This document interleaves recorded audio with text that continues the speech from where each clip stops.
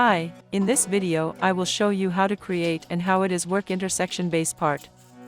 Intersection bases are used to expand the playing area. There are two design solutions, more and less flexible. A more flexible part can accommodate tolerance irregularities better.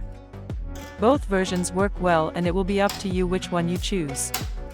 The parts are connected with connection parts.